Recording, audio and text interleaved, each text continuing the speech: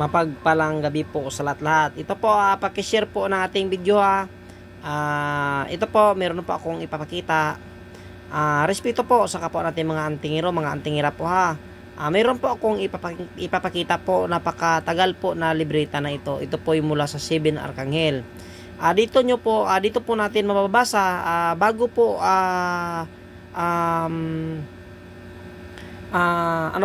bago po si Arkanghel ay tinugis po ng 7 Arkanghel. Ito po ang mga sinabi dito.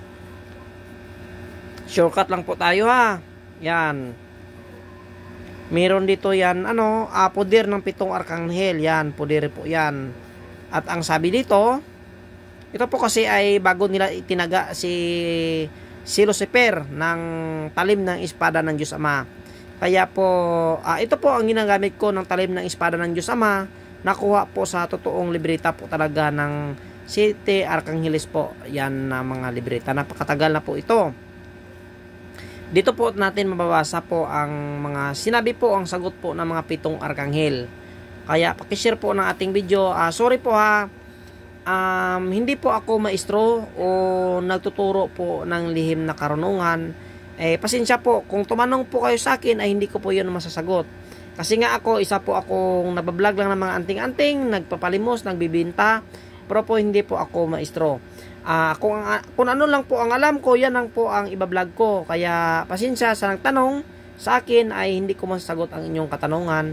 At kung meron kayo dyan gamit na kinuha sa iba, sorry po, ay hindi po talaga ako nangingialam ng hindi po talaga sa akin gamit. Kaya ulit, hindi po ako maestro na dapat na pagtanungan nyo.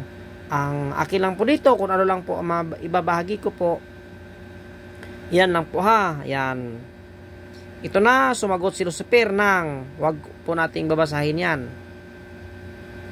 At sumagot din sa San Miguel ng, hindi ka. Yan, ipa-focus po natin. Sumagot ni San Miguel, hindi ko maisasalong ang sandata hanggang di ka sumusuko. Nagalit po si Lucifer. Yan, at nagsalita ng ganyan. Hindi po natin basahin yan kasi hindi maganda na Latin yan. At dito po, yan. Nung magsabi ka, sagot ni San Miguel na, ito po ang sagot ni San Miguel kay Lucifer. Mius adventus ad salutatim, ami marum, fatalis puit. Yan. Yan po ang kanyang sabi. Yan. Yan. Amius adventus ad salutatim, admi marum, patalatis fuet. Yan ang sabi niya, fuet. Sa salitang ito ay di nakaimik si Lucifer at halos nang lisag ang kanyang buhok at magsigawan ang mga angheles ng salitang yan. Pasensya kayo, ay parang napakaliit kasi na libreta ito. Kaya pinapalaki na lang ito sa video. In aeternum glauduntur lumina noctem. Yan po ang sabi ni San Miguel Arkanghel. Yan. Ito po ang sabi niya. Sa salitang ito ay di na nakaimik si Lucifer at halos nangalisag ang kanyang buhok at nagsigawan ng ang mga arkanghel ng salitang ito. Yan. Ito po ang salita ng mga arkanghel, kaya napakalakas ito. At dito po, yan, upang matapos sa kanila'y ipinag-utos, sinabi ng katapusan sa wika. Yan. Birum tatim, birbum it, capularistum, glaudium. Yan. Yan po ang sabi ng mga arkanghel. At ang last po na sinabi, yung talim ng espada ng Diyos Ama, hindi po yan ginilit kay Lucifer. Yan po kasi ang dito sa libreta. Ipinalo, kasi dito pa lang ay patay na siya. Yan. Kaya makukuha nyo ito, magagamit nyo ito sa paggamutan nyo dyan. Ipinalo na lamang ang espadang na mimilasik ng liwanag upang itaboy sa kailaliman at nilakipan ng pangungusap. Yan. Dito ang pinakamalakas na pangungusap dito sa ilalim na tinago ko. Ito po ang tinatawag na talim ng espada ng Diyos Ama. Yan po ang pangungusap na ginagamit ko pag manggamot ako. Yan. At sabi dito, at nagsibalik ang mga katapusang wika na kasi yun pinasiilaliman na nila po si Lucifer. Ano ba yun, basahin nga natin ulit. Kaya kung manggagamot ka o ang tingiro, dapat ka talaga mag-aral ng libreta. Yan, nang upang itaboy sa kailaliman. Ay, si Lucifer pala ay hindi napatay. At tinaboy pa nila sa pinakailaliman po talaga. Maya na kayo mag-chat. At nagsibalik ang mga arkangheles na taglay ang tagumpay sa kaharian ng mga langit hanggang sa karurukan ng Infinito Diyos. Yan po ang tinatawag na Infinito Diyos. Yan po ay ID. Yan po ang meaning ng I and D, yon, Infinito o ID. At sa kanyang ikaluwalhati. Ito ang wika ng pitong arkanghel nang sila'y magdaan sa mga kapanganiban at sila'y nailigtas. Kaya ito ang dasal na ito ay nako, pag mayroon kang dasal nito sa mga panganib po talaga, sa mga disgrasya, panganib ay pag ginasal mo ito, ikaw po talaga ay makaligtas. Kaya tinago ko din po ang dasal na yan. Kaya kaibigan po tayo sa Facebook, mga antingiro dyan, pero meron po tayong tinatawag na limitasyon sa ating pong kakaibigan. Yan, sa buong tagumpay ng mga arkanghel ay nangako si Lucifer at lahat ng mga demonyo na di na muling gagawa ng kapinsalaan. Sa kaninong mang kaluluwang walang malay bilang saksi, kung kami gumagawa ng gambala, kami ay tawagin at darating na walang pagsala sa katunayan. Narito ang pangungusap sa kanilang Panginoon. Kaya yan, for example, ang pasyente nagkakasakit, kung para gusto nyong matawag kung sino ba ang pinsala po sa pasyente, ito po ang orasyon. Orasyon po ito ni Sala Nadra. Yan.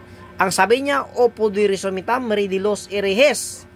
Yan, kaya dapat malakas ang iyong poder, balabal bakod pundo, para mapagana mo itong orasyon na ito, itong dasal na ito. Yan ang kanyang sabi. Ito po ang panawag.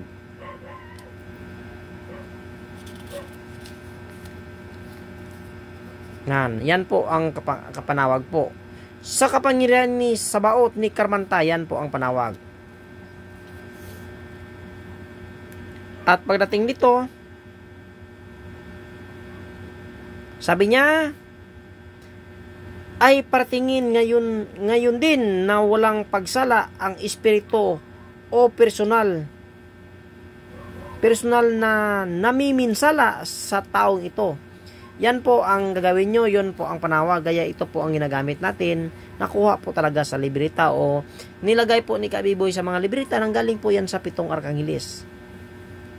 Pagkasabi ng orasyon, sabay katog ng 4 na ulit. Ang orasyon hanggang hindi dumating ang espiritu kahit sa kailaliman o sa karagatan at himpapawid ay darating na walang pagsala at handang pag-utusan. Kaya bakit meron po tayo diyan mga manggagamot, mga faith healer, kagaya po nila Murok Milam. Mapapatawag po nila Murok Milam yung mga masamang espiritu, engkanto, demonyo o mga nuno sa punso o sa karagatan. Kaya nga kasi nga ay meron po kami po mga panawag ng mga libreta. Gayon din ang espiritong lupa, mga numos na natitira sa tirangko o mga punsoy ay maaaring, yan, sakit na po aking mata ha.